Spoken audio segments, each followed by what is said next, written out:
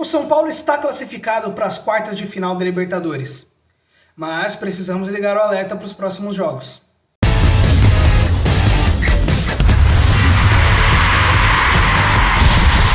Fala tricolores, sejam todos muito bem-vindos ao primeiro pós-jogo do canal Soberano.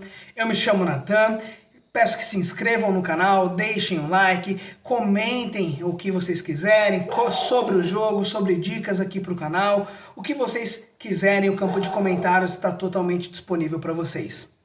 O São Paulo ontem fez um jogo que no começo achamos que seria um jogo tranquilo, um jogo para curtir, para comemorar, para viver aquele ambiente gostoso que estava no Morumbi. Mas acabou que não aconteceu isso. O São Paulo fez um gol já praticamente na segunda jogada do jogo. O São Paulo começou o jogo em cima, teve uma boa chance já de abrir o placar no primeiro ataque, acabou gerando um escanteio. E no escanteio, o São Paulo abriu o placar. Para nós que estávamos ali na arquibancada, imagino que para vocês que estavam lá e que estavam vendo pela TV também, imaginaram que seria um jogo tranquilo, o São Paulo vai amassar, vamos classificar com tranquilidade, vamos administrar em determinado momento no segundo tempo, de repente nem precisa colocar o Lucas em campo para se poupar, vamos administrar o jogo. Porém, assim como foi no jogo da ida, o São Paulo abdicou de jogar bola. Comentei até no meu pré-jogo que acreditei que não tinha sido proposital, que simplesmente o São Paulo não se encontrou naquele jogo e que não poderia acontecer no jogo de ontem. Infelizmente aconteceu. Graças a Deus conseguimos ainda sair com a classificação, mas se tivesse que haver um vencedor por justiça, seria o Atlético Nacional, considerando os dois jogos. Tanto no primeiro jogo, onde eles foram extremamente superiores a nós, tiveram a oportunidade de fazer 3-4-0, e agora no jogo da volta, onde o São Paulo abriu o placar com bastante imponência e simplesmente decidiu que ia administrar o jogo a partir daquilo ali. O São Paulo jogou praticamente 100 minutos, considerando os acréscimos, cera, com medo. Não sei se medo, mas querendo administrar um jogo que parecia tranquilo na cabeça dos jogadores. A gente não via ninguém com a ansiedade de resolver. A gente não via nenhum jogador com aquele ímpeto de vamos matar esse jogo agora pra gente conseguir administrar, pros caras irem pra cima, pros caras ficarem de cabeça quente. Não pareceu. Lá de cima do estádio, eu estava na arquibancada norte, parecia que o São Paulo estava fazendo um jogo protocolar de Campeonato Brasileiro. Não parecia que era uma Copa Libertadores. Não faltou raça. Os jogadores eles se entregaram, principalmente no setor defensivo, porque como o São Paulo parou de jogar, deu a bola para o Atlético Nacional, que foi muitas vezes para frente, jogadas espetadas, jogadas principalmente triangulando no meio para entrar dentro da área, e eles acharam muitos passes bons. Só que a nossa zaga estava bem postada, conseguiu fazer, principalmente no primeiro tempo, um bom jogo organizado.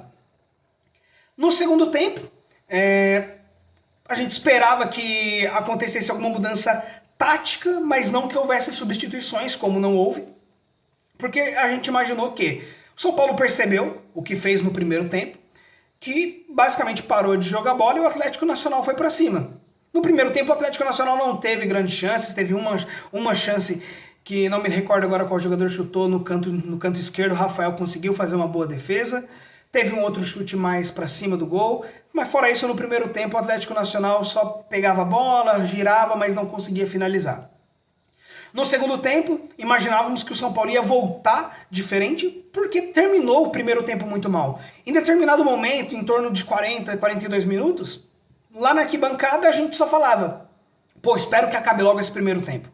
Tem que acabar logo esse primeiro tempo, porque do jeito que tá não tá legal, é mais fácil eles empatarem nesse primeiro tempo do que a gente achar o segundo gol. Essa era a sensação lá da arquibancada. Voltamos para o segundo tempo e o São Paulo não voltou para o segundo tempo. O segundo tempo foi quase como foi no Medellín. Foi um jogo onde o Atlético Nacional estava buscando resultado, porque no caso eles precisavam mesmo, estavam perdendo até aquele momento. E o São Paulo tentando fazer contra-ataques, mas muito desorganizado na frente. O Bobadilla não fez um grande jogo. Marcos Antônio fez um ótimo jogo, mas o Bobadilla não fez um bom jogo. O Lucas entrou meio perdido, não sabe, talvez com vontade demais, o excesso de confiança demais. Tentava espetar umas bolas, tentava lançar algumas bolas que ele não via se a pessoa já estava lá, se o jogador já estava lá, ou botava muita força. Acredito que estava com confiança demais e o meio-campo e o ataque do São Paulo não funcionou muito bem no jogo de ontem, tá? Na metade do primeiro tempo, próximo aos 20 minutos, teve um lance que foi pênalti, né, gente? Temos que ser claros aqui, foi pênalti. Se o Ferrarese não faz aquele pênalti, provavelmente o jogador entraria sozinho para fazer o gol ali. Então ele trocou o pênalti pela chance do Rafael defender. Rafael, que vamos pontuar mais para frente, mas foi o nome dessas oitavas de final. Eles fizeram um gol. Na hora da comemoração do gol, o Cardona, que foi um grande aliado do São Paulo nessas oitavas de final, fez o favor de provocar o Ferrarese.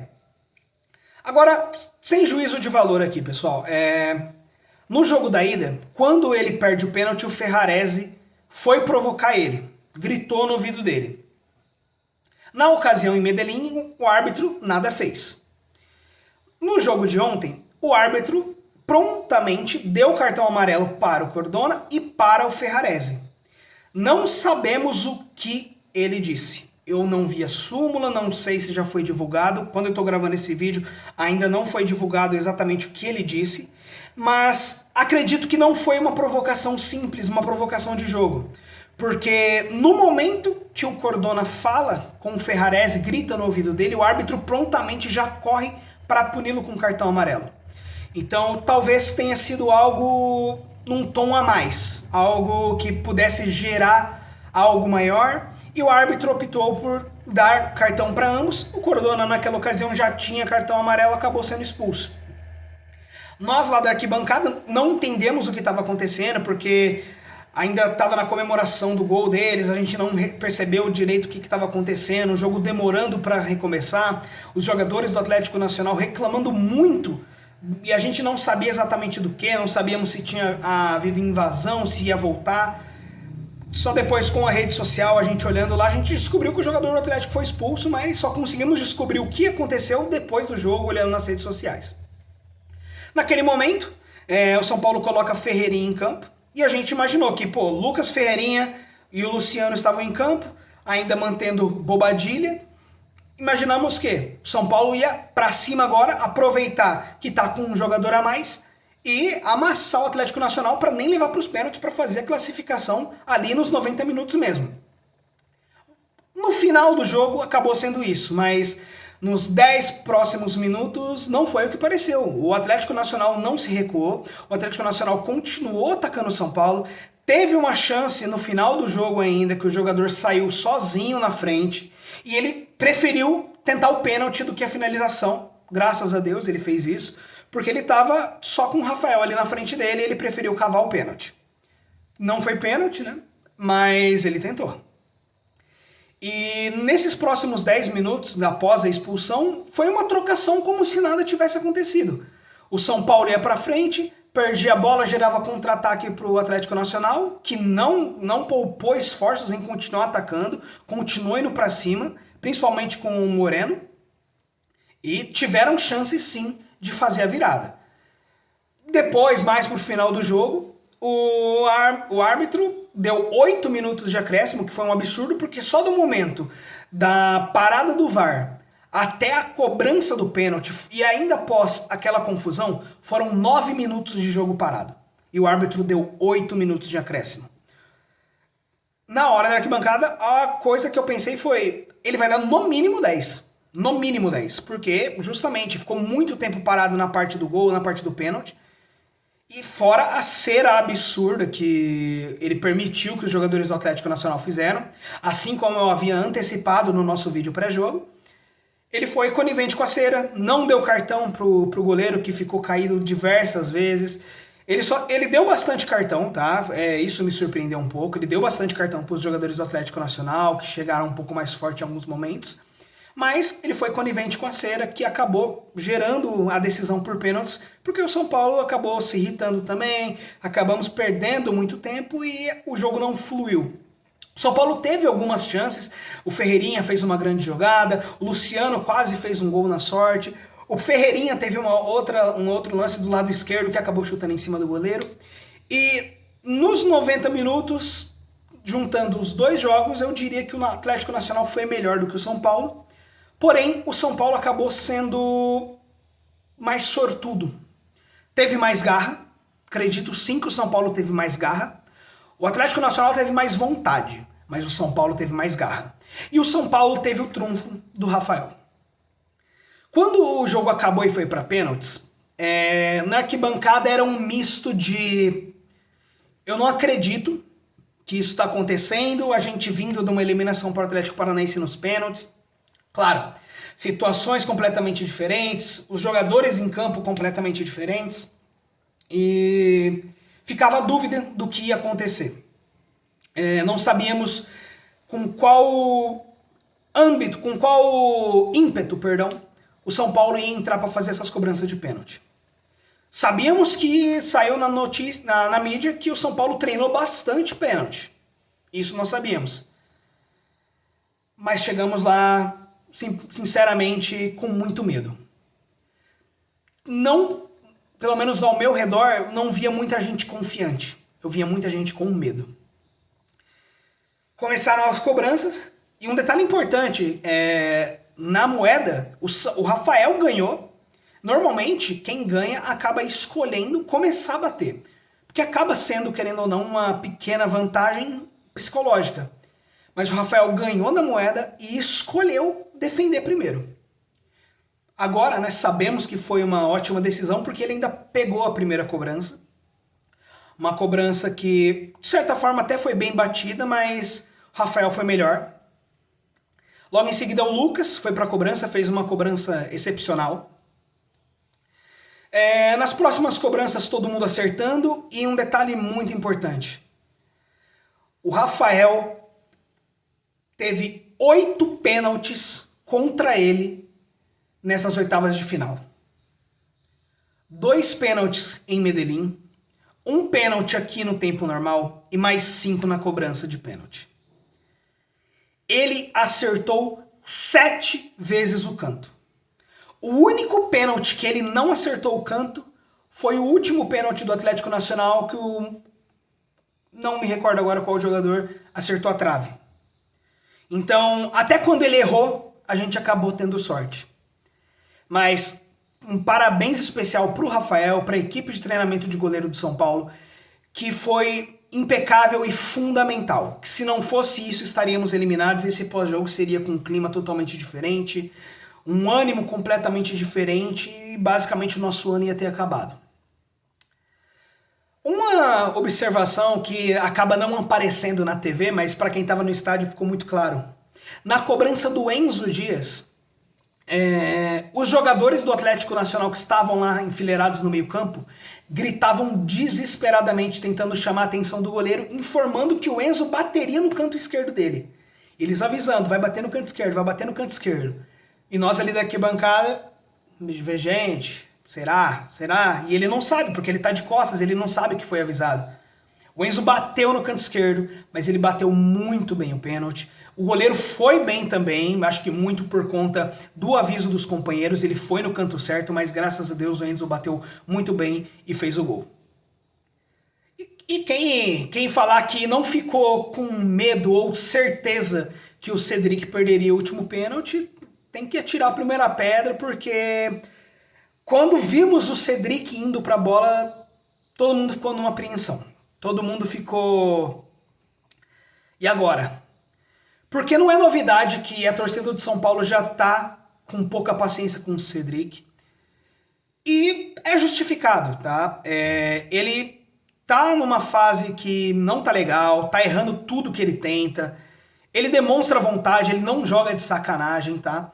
Mas ele não tá acertando. Ele não tá acertando, isso tá gerando irritação e tá gerando impaciência na torcida do São Paulo. Mas graças a Deus ele foi, fez o gol, não bateu tão bem assim, mas jogou a bola para um lado, o goleiro para o outro, é o que importa, o São Paulo está classificado.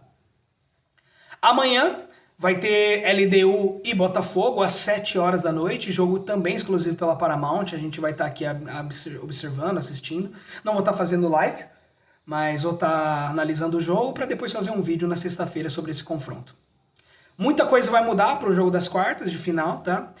O São Paulo vai ter a volta de Oscar, vai ter a volta do Arboleda, o Tolói vai poder estrear, vai ter a volta do Wendel. Então o São Paulo vai estar muito reforçado para as quartas de final. Minha torcida vai para que a LDU passe, porque o Botafogo pode se reforçar nesse meio ainda. Temos a janela aí até a primeira ou segunda semana de setembro. E nesse tempo o Botafogo pode se reforçar, coisa que a LDU não vai fazer. A LDU tem o fator altitude, mas eu acredito que para facilitar os caminhos do São Paulo, que a LDU passe para as quartas de final. A Libertadores dos Sonhos, assim como foi a nossa Copa do Brasil dos Sonhos em 2023, seria o Botafogo nas quartas, o Palmeiras na semifinal e o Internacional na final. Muita gente, principalmente que não viu o que foi o Internacional junto do São Paulo nos anos 2000, não entende muito essa rivalidade, mas o São Paulo sofreu muito pro Internacional.